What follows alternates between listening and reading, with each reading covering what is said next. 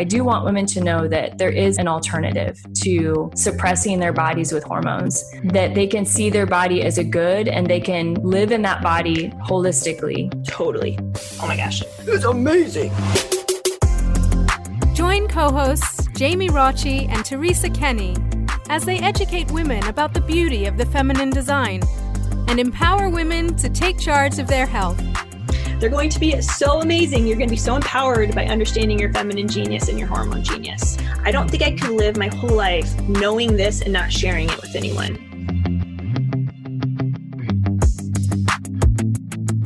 Hello, everyone, and welcome to the Hormone Genius Podcast. I am here today with my co-host, Teresa Kenny, and we are here interviewing Maddy Pollack today.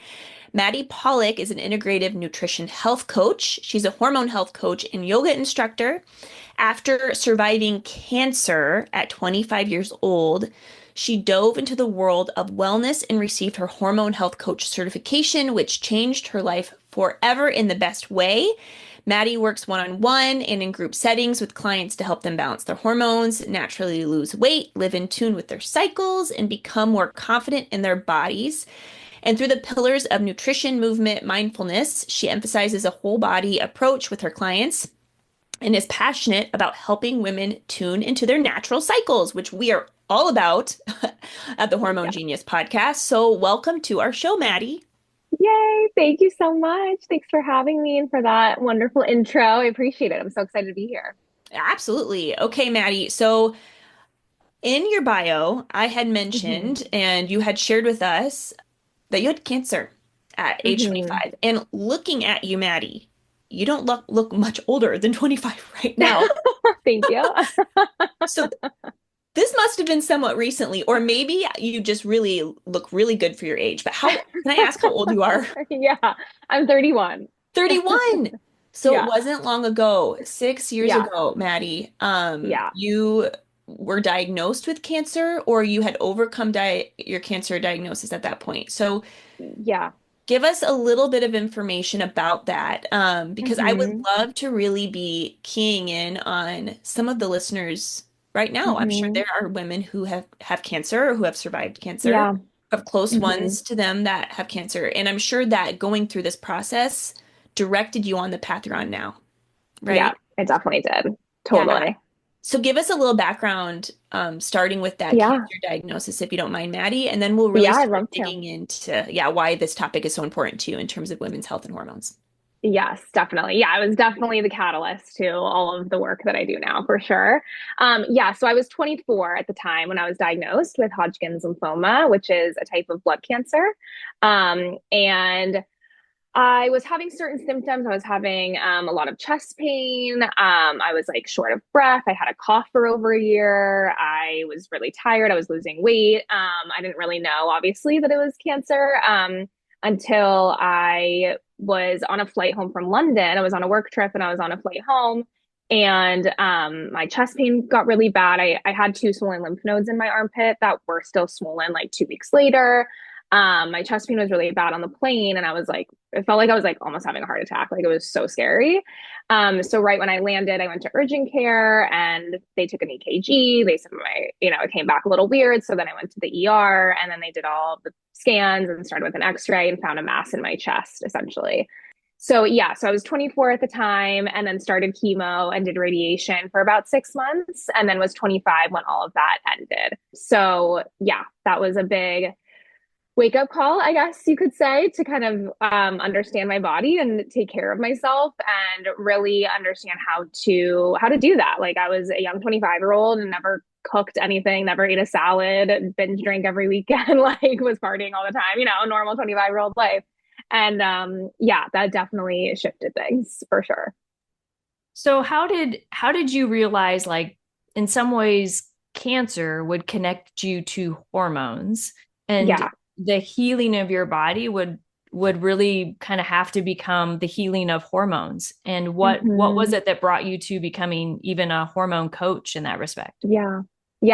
So right after kind of treatment ended and I was kind of there's this weird phase after cancer. And if you're listening and you're a cancer survivor, or if you, are with a cancer survivor or anything like that, you maybe understand it. But after treatment ends, you're kind of in this like, what the hell just happened phase. And, your doctors are like, okay, like, good luck. We'll see you in 3 months. And you're on your own. And during that time, for most cancers, it's also the most likely time that it would return. So it's really scary. You're constantly just like on the lookout for feelings in your body, and fear of recurrence is really strong. So that really led me to want to, again, understand how to take care of my body, and more with like nutrition to start with. So I, again, like was never healthy in terms of eating. And so I found IIN, the Institute for Integrative Nutrition, through actually a friend who's a nutritionist. And I was telling her, like, I really want to understand and learn more about nutrition. And she recommended this program because I couldn't go like back to school full time. And that really like changed my life forever. I had a lot of like physical side effects after treatment, chest pain, just random things, inflammation. And once I switched my diet and just started eating cleaner and was cutting out the processed foods, like all the side effects went away. So I was just like, oh my God, like food is actually medicine, and I need to help other people do this. So I was just general health coaching for about like 3 years. And then I was, felt like I was doing everything right, but was still like feeling not super in tune with my body. Like my period never came back. I was having only like 2 to 3 periods a year. I always have had irregular periods, but now that I was feeling healthier, I was like, okay, this must be like a sign of something else. So I had super regular periods. I was getting headaches every day. I was bloated. I was super tired. I couldn't sleep through the night. And I had no idea that it had anything to do with my hormones. And my doctors were like, your blood work looks normal. Like, it's fine. Don't worry about it until you want to have kids. Like, we don't have to worry about it. And then I went to my naturopath, and she was like, she did, tons of blood work. They look at things very differently. And she was like, yeah, your hormones are a mess. You have PCOS, and we need to fix some things that you're doing. So that kind of like opened my eyes to hormones and just how much they were impacting my body. And so from there, I knew IIN had a hormone health certification. So I was like, I need to do this. So I did that. That's about like an 8-month long program. And same, like changed my life and blew my mind. I was like, how do we not learn these things in school? It's so crazy. And then it's also helped me a lot in my practice. Of course, I have switched to more focusing on hormone health in terms of coaching, but I also work with cancer survivors after treatment. That's another big part of my business. And it helped so much because so many of the women, one, are dealing with imbalances, of course, after treatment, but two, are also in induced menopause from breast cancer, ovarian cancer, and from surgery or, tamoxifen or things like that. So yeah, it just, it's really opened my eyes, and it's also like just the most interesting thing in the world. And it's so cool. Like our bodies are so cool. We just don't learn about them. Wow. What a warrior woman you are. Oh, thank you. Truly. And it's so, I always think about just the wisdom and the intuition we have as women. And then also just the trust to pursue some of these curiosities, because you had that wisdom, and probably because you were eating, like, as you had mentioned, you were eating not very well, binge drinking on the weekends, party lifestyle, not thinking at all about health until you had your cancer diagnosis. And so I'm sure it made you much more aware, like you're saying, about, okay, how is my body, what is my body telling me today? That you were then able to ask that question of, well, I'm not getting my period. And even though the doctors say, I don't want, you're not having children right now, so it doesn't matter, which we know is a total BS. Right. It's a BS, guys. Total BS. So then you went to the naturopath, and in 10 years, hopefully that will never happen again. Hopefully it won't be 10 years that doctors really will see our cycle as a vital sign of health. Okay. Yeah. Such wisdom you have, Maddy. Okay. So in this journey, and in this, again, discovery of PCOS and you working with the naturopath, what were some of the steps you guys took, you specifically took? What was some advice she gave you to help you kind of heal through that PCOS? And let's start there, because again, we know a large number of our listeners have PCOS. So let's start there. Yeah. It's been a long journey. Like, and I wouldn't say, there were definitely a few things, and I'll talk about those, that like immediately helped. And then still now, like daily, I have to work on it and work to balance my hormones and all of that, which like now it's just part of my routine. So it doesn't feel like a lot, but it can feel overwhelming at the start, So I definitely just know that. The first few things, so definitely stress was a big one for me. I've always been anxious, and cancer did not help with that. And just life in general is stressful. So that was a big one because she noticed that my cortisol was high. And essentially, she, asked a lot of questions, similar to kind of a coach. But basically, what I was doing, I was over exercising, one. So I was doing HIIT classes a lot, was running, things like that, which aren't necessarily bad. But when your body is already so stressed out, like those also will just keep your body in that fight or flight state. So that was one. She was like, you need to do some yoga, And I was already teaching yoga, but I wasn't practicing that much. And I wasn't practicing in a way that was more kind of mindful and like, it was more like workout yoga, which is amazing. And I still do that. But that was a big one. Kind of, and I honestly, since then, I have cut out pretty much all like HIIT classes and running, and my body thanks me for it. So that was one. Protein in the mornings. I was drinking coffee before my breakfast. This one took me a while. I won't lie. Like I did not switch this right away because I was like, oh, I have to have my coffee. I did start adding in collagen protein powder right away to my coffee, and that actually helped. But ever since I started actually eating before coffee, like biggest difference. Now I cannot have coffee without eating. So that's one of the first things I tell clients too. Most people come to me and they're not eating before coffee. That was a big one. And then adding more protein in just in general. So I wasn't getting enough protein. So that was a huge one too. So I would say those were the few things right away that she was like, okay, we need to do these things. We also added in some supplements that have helped a lot too. And so I don't like blindly necessarily kind of generally recommend supplements. I do feel like blood work is helpful for that, but those have helped me too. So those were kind of like the main big things at the start. Those are great, Maddy. And since you brought up supplements, I'm going to take a moment to mention supplements that we think are great here on the Hormone Genius podcast. That's We Heart Nutrition. And the reason is because you mentioned it can be overwhelming to kind of figure out supplements. And you're right, it helps to get blood work. But if you have just a desire to just kind of start somewhere, We Heart Nutrition has a quiz you can take where you can figure out what supplements are best for you. Why do we like We Heart Nutrition? They're high quality supplements. They're bioavailable. You're going to absorb them. And we know that they're targeted towards women's health. So if you're interested in high quality supplements, I know Jamie and I both love them. We take them on a daily basis. I absolutely love the magnesium glycinate. I think it's amazing. And we know that we hear about magnesium glycinate a lot, but go to weheartnutrition.com. You can put in the code GENIUS to get 20% off, and you will not regret it. So We Heart Nutrition, check them out now. So Maddy, you mentioned 3 things right away that I think every woman, kind of hears about and they should do. I don't know if I'll ever get to the point where I can eat before coffee, which is so weird because I was such a breakfast person, but I don't know what it is about becoming kind of like your mature self as a woman. And then coffee becomes, just like the first thing as a part of your life than when you were younger. But protein focused, getting that protein in the morning because, and you mentioned the stress and the cortisol, because it's a balancer of our cortisol, right? Because coffee, of course, drives the sympathetic nervous system. So we need that balance. We need that foundation of protein as a constant. And it's not just protein in the morning, but it's protein throughout the day as well. So a lot of people with PCOS struggle with weight loss because they're insulin resistant by the nature of the disease of PCOS. So what are some other things for women out there in terms of wanting and desiring to feel like their metabolism is normal, to feel like they can lose weight when they think they're doing the right things, but it's just not working? What are some other things that you can give as practical tips for helping that? Yeah, such a good question.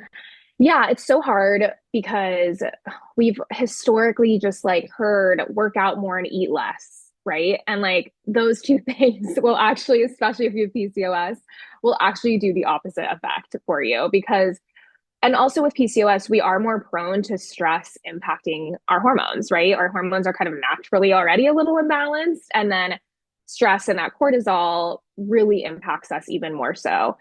So some things I really recommend, definitely so I say balanced meals a lot, and I like to kind of explain what I mean by that, but I try to have and really recommend balanced meals for breakfast, lunch, and dinner.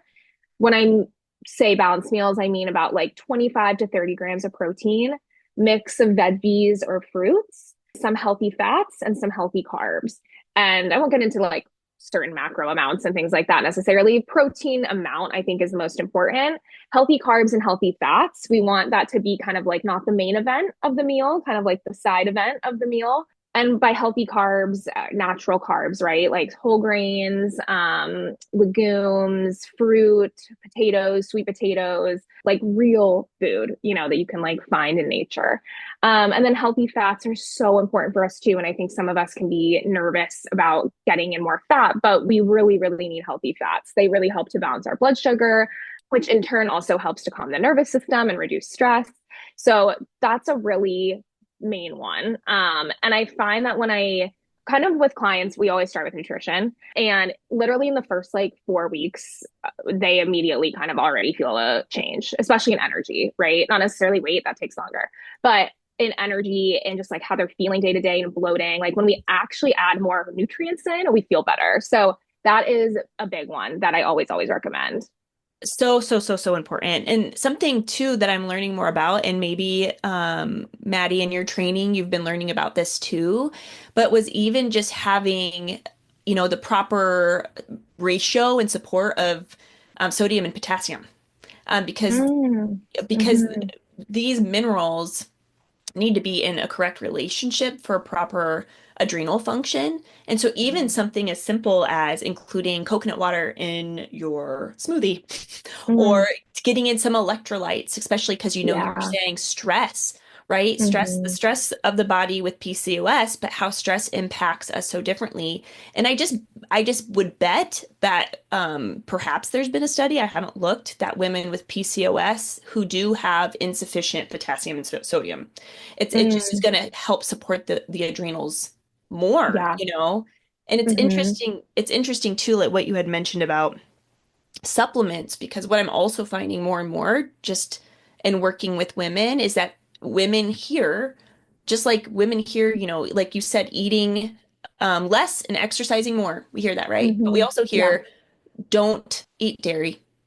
Don't Yeah. eat dairy. Right. And people say, oh, everybody, no one should eat dairy because Right. whatever. Or everyone should take vitamin D, or everyone Yeah. should take, you know, whatever. And the Mm-hmm. thing is that we're so individual that to Yeah. say everybody needs to do blah is just Right. not right. I have two people Mm-hmm. I'm working with. One woman says her HTMA tissue analysis came Mm-hmm. back as too high calcium. Another gal, too Mm-hmm. low calcium. The lady that has too high of calcium isn't drinking dairy. The woman that has too low of calcium also isn't drinking dairy. And Yeah. that woman who isn't drinking dairy should drink dairy, And Right. so it's interesting Right. because it's so individual. And that's what I'm Yeah. trying to say, Maddy, is I'm sure in your experience working with women, you have found that very same thing to be true, Mm-hmm. right? Yes, What definitely. what would you say are some other common misconceptions? So I kind of shared some examples, you shared some Mm-hmm. examples.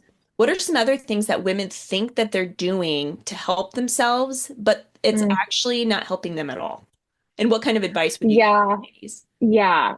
The supplement thing is a great, well, like just because I see on TikTok all the time, and I really do love supplements. Like I think they've been so helpful for me, but certain ones, obviously, right? And like I see on TikTok all the time, like cortisol face, like you're not ugly, you just have cortisol face. I don't know if you guys see that. And then it's an ad for these cortisol supplements, and there's tons of comments and and it's just like you're wasting your money on me. Like, what even is a cortisol? Like, you're wasting your money, do some yoga, meditate. Like, I think we just get there's so many misconceptions and it's so overwhelming.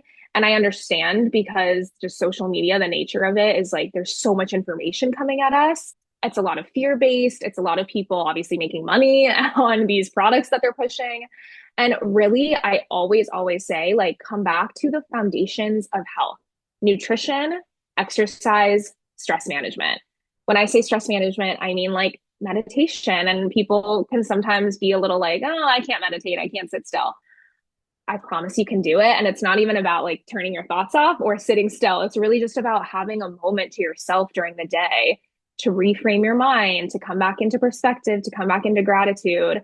That literally, if you do that 5 minutes a day, like will drastically improve your mental health. So yeah, there's so many misconceptions, but I really think like if we just get back to the foundations of nutrition, or sorry, foundations of health and nutrition, and start just listening to your body and being in tune with it, like that makes the biggest difference rather than like doing all these fad diets and buying all these things.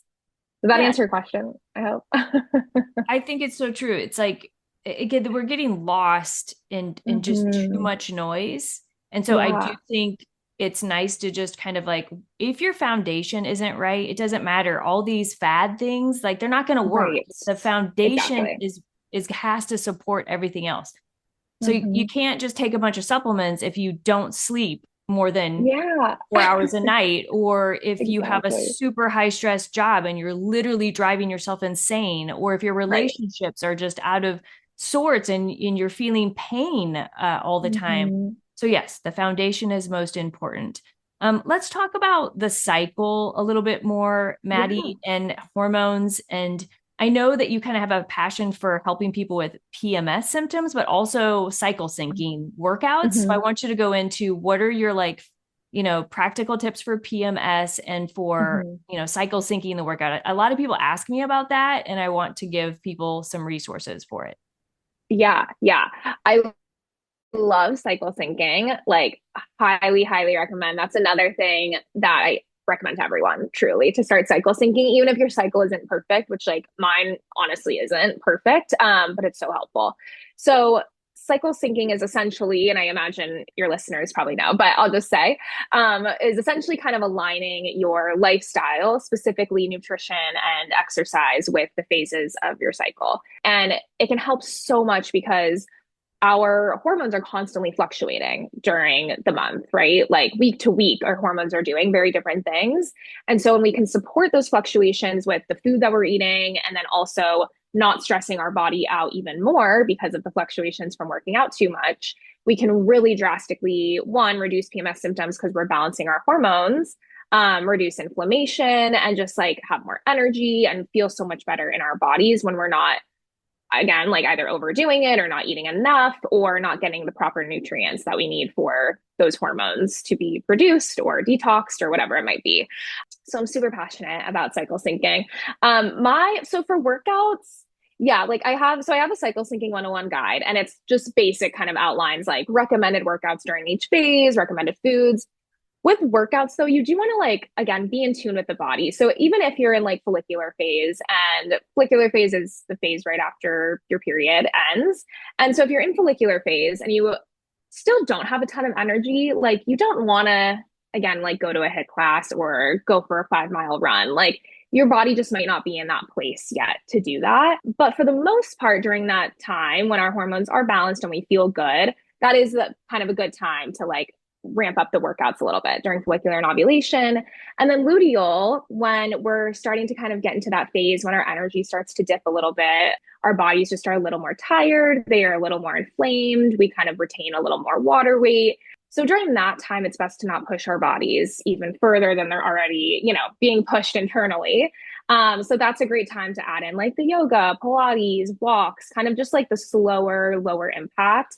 Strength training is great all cycle long, but again, just listening to your body of like, I might want to go, lighter weights right now, or I might want to do less reps or whatever it is. So I think cycle syncing workouts, like, again, the key is just being kind of in tune with the body also. You know what I mean? Does that make sense? Yeah, totally. Yeah. And what's interesting too is sometimes we equate more of a healthy thing with wellness. So we think, oh, the longer I run, I'll be healthier. Yeah. Or the more of this one type of food I eat, let's say I just eat spinach all the time, I'll be healthier. Yeah. But really we want to like diversify our movement. We want to diversify our nutrition. And there's this really cool study, and I love it so much. And I hope I'm getting most of the details right. But they did this study between two groups of women. One group of women ran for 1 straight hour without stopping. And they were just testing to see like how many calories were burned, what was their cortisol, what was their heart rate, and what was the improvement. They probably had these women do it over the course of a month or something. Again, I can't remember the details. So one group of women for 1 straight hour Another group of women did intervals for 20 seconds to 2 minutes or something like that, 10 times. And that's it. And they did, so again, imagine just running, not sprinting, but running fast where your heart rate's getting up there, 30 seconds to a minute, let's pretend. And then you walk and you do it again, you do that 10 times. The women who did that had a much better result in terms of obviously less injury, which is crazy to think about that. Better, more calories burned, better, the heart. I don't know, it was like they just checked the heart rate, or they were able to do this study over length of time. So anytime I catch myself wanting to just run for a long time, I just think, just do a couple intervals of something kind of somewhat like I'm pushing myself, and then don't go overboard, because I think some personalities just go overboard, and it's important to diversify our approach. So you're talking about cycle syncing, especially with movement. So what are some examples of movement that you recommend for women during the period, during that follicular phase, and then the luteal phase? Again, keeping in mind listening to our body, but what are some general rules that you recommend? Yeah, so general rules, and that's such an interesting study. And I always say too, because I have a lot of women, of course, that like to run, and so I'm not going to tell them like don't run for 2 weeks out of the month. So for that, I actually recommend like the intervals, like maybe like a run walk, or after your run, have some extra time built in there to walk, to calm the body down, or to sit and stretch and breathe. Like just calm the nervous system down before you rush into the rest of your day too. Because that's kind of what we're doing, right? We're like running in the morning, now we're rushing and we're not eating and like all of that. So just a mess for cortisol. So if we're slowing down, that's also really helpful. So that's a really interesting study actually. So, okay. So general rules. So during period, I mean, honestly, first like 2 to 3 days of your period, like just go on a walk, like it's fine. Nothing bad is going to happen. It's going to be better for your body if you just go on a walk. After that third day, our estrogen starts to rise. So we typically start to feel better and more energized. So that's when you can start to kind of do a little more intense workouts or more higher impact, go back to the gym, strength training, things like that. Follicular phase is, again, when our estrogen is rising. So we do feel that energy. We feel a little bit lighter. And so that's, again, a great time to kind of introduce those higher impact, higher intensity workouts. So that's like spin, HIIT classes, running, different things like that, tennis, sports, anything like that. I think that's essentially high cardio, right? Or you can also lift heavier. A lot of the times we'll feel less inflamed during that time. So you might be able to lift a little bit heavier. Your body will not become as sore, things like that. So kind of understanding that that's like follicular ovulation. We also like to be like around other people during that time too. So like group fitness is really fun, or being with a friend and going and playing a sport is really fun during that time. And then luteal, as our estrogen starts to dip and progesterone starts to rise and become kind of the leader of the cycle in that second half, we definitely start to like come down energy a little bit, right? So that's, again, when we want to listen to the body and just be like, okay, I do feel more tired today. Maybe I won't do this 6 a.m. HIIT class. Maybe I'll go to a Pilates class later in the day. So for that, I would say like Pilates, yoga sculpt, what else there? Walking, of course. And again, strength training, but just maybe switching it up a little bit. So those would kind of be my like general recommendations. Maddy, I know the listeners can't see you the way we can see you, but one thing I noticed about you is your skin is like amazing. It is very beautiful and clear and glowing. And I know there are a lot of people that struggle with skin stuff, and PCOS, of course, is one of those conditions that can lead to problems with acne. But just in general, I see a lot of women who have acne, adult acne, PCOS acne. What are the things that you have learned to help in your kind of hormone world, especially to help kind of with skin and to have glowing, beautiful skin? Yeah. Oh, well, thank you so much. I appreciate that. Well, one, collagen, like seriously, it's really helped me. My skin, hair, and nails, it's made a big difference. So that's one thing I'll say. I love adding collagen protein powder every day to my coffee. And also, I mean, what we eat has a direct impact to what our skin does, what our hair does, like truly the vitamins and minerals. And then, acne is also a sign of kind of a deeper root cause of hormonal imbalance. And with PCOS, testosterone tends to be high. And acne can be caused by high testosterone. And we can kind of balance testosterone again by like reducing stress on the body. Sleep is a really important one. And then proper nutrition and exercise. I feel like I sound like a broken record, but it really is the kind of key. And then also having like a skincare routine, I have to say, like proper skincare, management, and finding a routine that works for you and using like clean ingredients where you can, I think is really important too. I'm all about these studies that are coming to mind. I can't cite them because they're just coming to mind. But there was this, it's really interesting. And I bet if anyone looked on Google, you'd be able to find it. Just type in like same woman, skin test, hydration or something. But they just had the same woman, like this is what this lady looks like. And then for a month, she drank 100 ounces of water every day or something. And she looked so different. That's a great point. Yeah. Hydration's huge. It was crazy. So even with me, sometimes like, oh, my face, ugh. And then I think, how much water have I been actually drinking? Then, Yeah, totally makes such a big difference. Yeah. 100%. Right? It's like the hydration, of course, and everything that you're saying is so important. And even just making sure like our detox pathways are open. Like, are we having a bowel movement every day? Yes. Yeah. Just like dry brushing maybe seems kind of weird. I don't know. But even just thinking about like our lymphatic system and just making sure we're kind of keeping these pathways clear. Are we sweating? Like if you were to be out in the hot, hot sun and you don't sweat, that likely means you have some issues with detoxing. I have a friend, she says she doesn't sweat. She could be so hot. And she just doesn't sweat. She also has thyroid, issues. And I think there are so many connections here. Our body tells us these things. It's just we're not taught to pay attention to it. You know what I mean? Right. So, super interesting. Yeah. So Maddy, okay. So we talked about skin. We talked about movement. We talked about how, of course, like having a good plate in terms of supporting our hormones. And you did mention protein, but break down like what a good plate looks like. So, and even walk us through what your day looks like. You said that in the morning, you make sure you eat before you have your coffee, you put collagen powder in your coffee. Walk us through, what does a day in the life of Maddy look like in terms of what you're consuming? I love that. Yeah. Okay. Fun. Yes. Okay. So pretty much every week, honestly, I make these egg biscuits. They're so good. I'll call her out because she's amazing. JenEatsGood.com. It's JENN eatsgood.com. She has the best prep recipes. They're so easy. So I make those pretty much every week.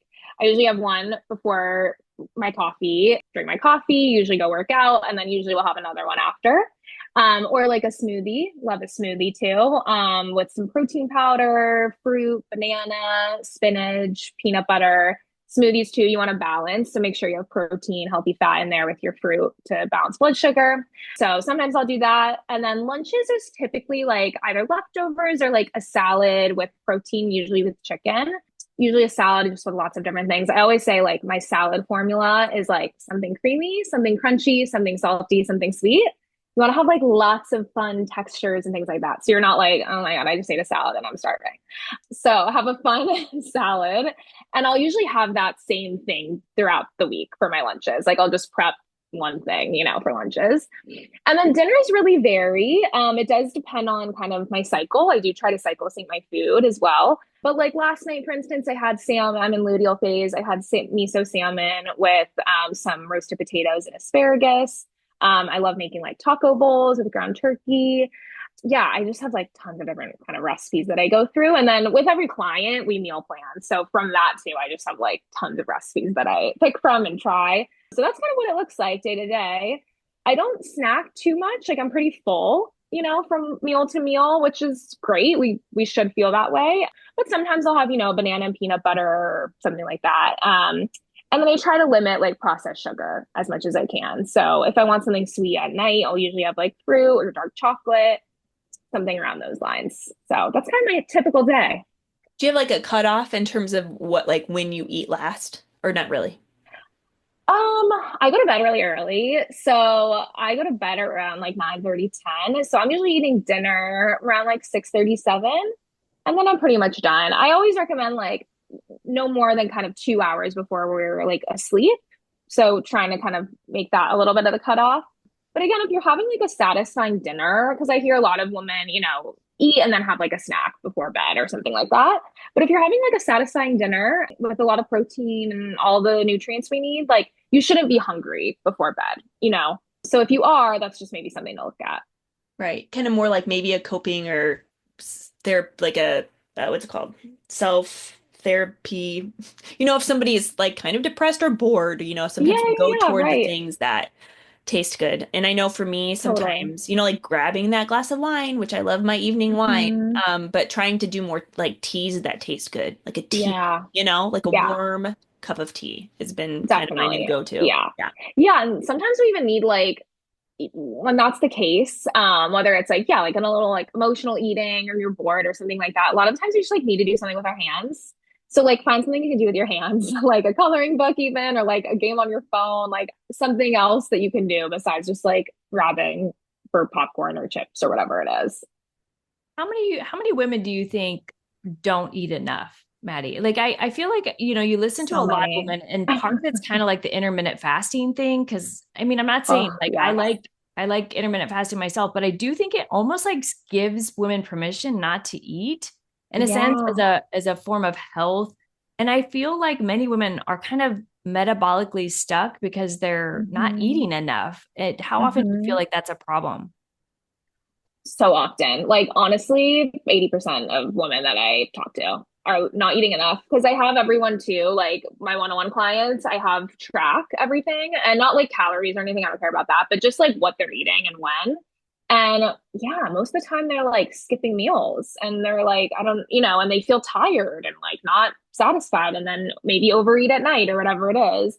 Yeah, we're like not eating enough because we're constantly told in our ear, don't eat too much, like don't eat too much, don't eat too much, eat less. And so, yeah, I think honestly, so many of us.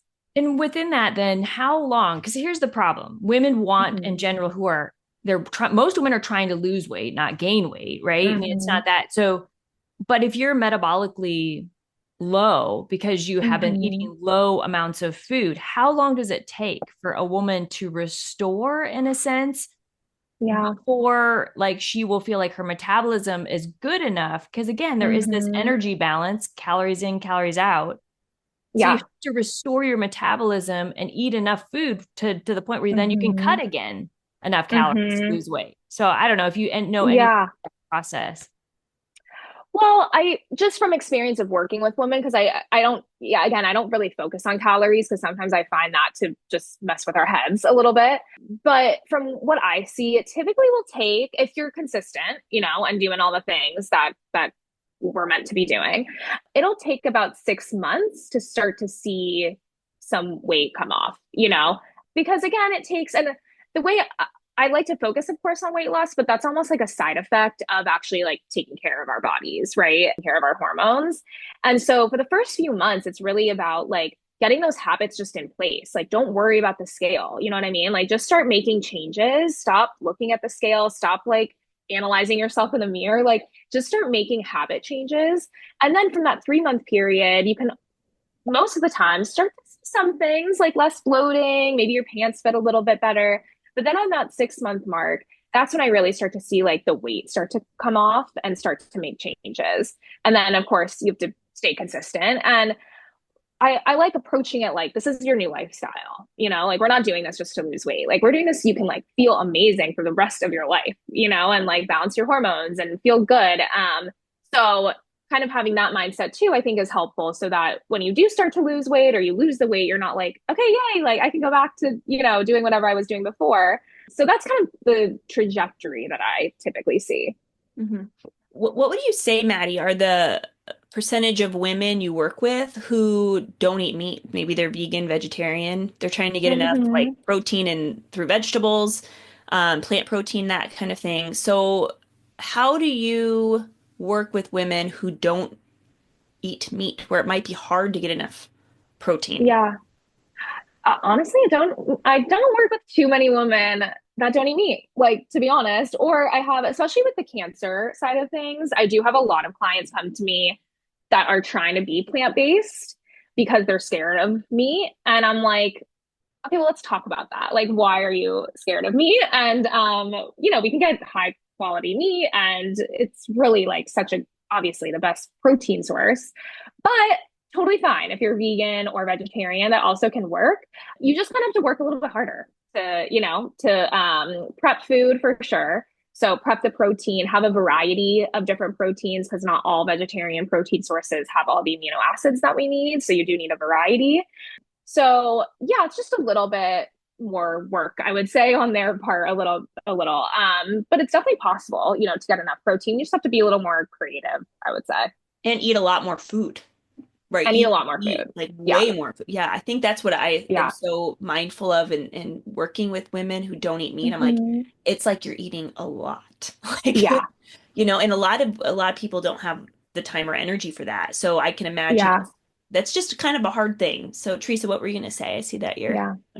Yeah. No, I was going to agree. I think you just have to work so much harder. And I see women, just the nutrients, like they think they're getting enough protein or they think they're getting enough foods with like natural iron. But when you draw blood, a lot of times those are the patients that just really struggle to keep nutrients up, especially just in certain areas, not all areas. Obviously, they're getting a lot of like phytonutrients and antioxidants, but these nutrients for energy, like red blood cell production, sometimes those are lacking.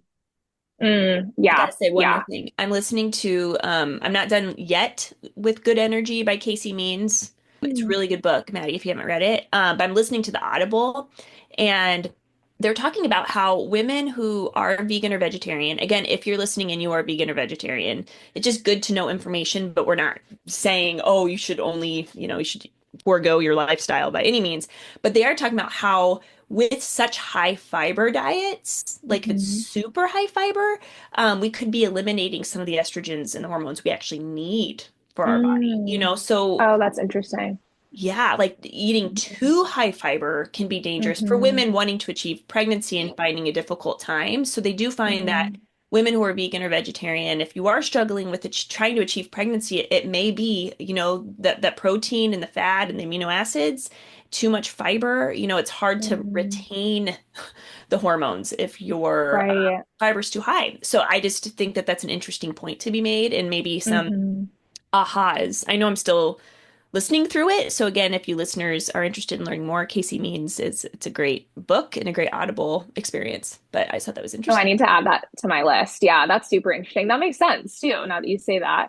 Yeah, and I totally get it. Some people just don't want to eat meat, which is totally fine. But yeah, it's just more work. I remember for some reason I wanted to try going plant-based and I tried for 2 weeks. And I know it takes some time to get used to, but I was so bloated. I was like, I am so uncomfortable. I can't do this. Totally. I don't know why I was challenging myself. Maddie, so as we start wrapping up here, Teresa, if you don't have any other questions before I ask this last one. Well, maybe you asked the last one in a second, but how I want Maddie to phrase the answer to this question is in light of the fact that you had cancer, Maddie, I think one thing about health is that it's hard to choose when you aren't sick. Sometimes it's hard to choose healthy things if you don't have a motivation to do so. So if I have one last question, I mean, you had, in a sense, your own mortality thrown in your face at 24. Most people don't. And so to make choices around health, they don't really see the need because they're 20 something. I mean, our bodies are, indefensible or whatever. Anyway, so indestructible. Thank you. Yeah. So, how would you motivate somebody who hasn't had cancer, or how do you see that with having cancer? You had to make a choice for health in a different way. Yeah. Yeah. Such a good point.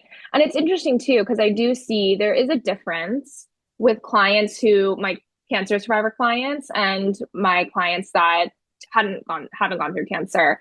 There is a difference in motivation, I will say. With cancer, we're fighting for our lives. We're doing this so we can live long and not ever have this come back. And that's not, of course, and thankfully not forefront of their minds or people's minds that don't have cancer, haven't experienced that. I would say obviously, I think it's hard to motivate by future tripping too, right? Or fear-based kind of motivation is hard. It could happen. Take care of yourself because you don't want it to happen, things like that. So I think that's a hard line kind of to draw. But I would say, I mean, especially in your 20s, like you just notice how you feel. Like, do you feel tired? Like, do you feel like you are your age? Do you feel like your skin is glowing? Like, how do you feel? And even if you just started to shift a couple things, I noticed such a big difference. And really, energy is the biggest thing I noticed, especially at the start, like I said. So if you want to start shifting things, just try like 2 to 3 things at a time and see how your energy feels. Like, see if you just feel better, both mentally and physically. Like that's the goal of life. We just want to like be happy and feel good in our bodies. And most of us don't, most of us like feel stressed out and anxious, especially now. And so I don't know if that feels really motivating, but that would be kind of my recommendation. Like, if you don't feel happy and good in your body, you have the control to do things that will make you feel good and happy. And it starts with truly our health, physical and mental. They're so connected. Totally. Totally. And even just, I love how you're saying to check in with yourself because sometimes we forget to do that. And there's so much power in that. And also even thinking about, if we're checking in with ourselves and we're thinking, oh man, I'm so tired, thinking about how much am I suffering because of my fatigue? Because sometimes it takes us to hit rock bottom before we actually want to do something different. You know what I mean? Totally. And so it's just interesting and then also think, if I'm tired and I'm grabbing for the donut every morning, is it worth that donut taste for me to feel like garbage at the end of the day or whatever, kind of comparing those. Yeah. So Maddy, we're wrapping up here now. So I'm going to ask you the question we ask every interviewee. Maddy, what do you wish every woman knew about her hormone genius? Love that question. This actually goes, I think, into the previous question too. That just came to my mind. But the fact too that like PMS, all of these things that we've been taught are normal, we just have to deal with because we're women, are not normal. Like that's a big one too. If you want to feel good the week before your period and during your period, like you can. It means that we have to do certain things, but like I think that's such a big one of you don't have to feel horrible. Like our hormones, we have over 50 of them in our body. We talk a lot about estrogen and progesterone, but we have over 50 and they rule every process and system in our body. And if we're not paying attention to them and taking care of them, like we aren't going to feel good in our bodies. So I think that's the biggest thing. Like you have control over how you feel. And if you're having painful periods, cramps, headaches, you're so tired, you can't like do things, then that's a sign your body's telling you something and it's time to listen. Awesome. And Maddy, how can people get a hold of you? Tell us your business, where your social media handles are and how people can work with you. Yeah, thank you.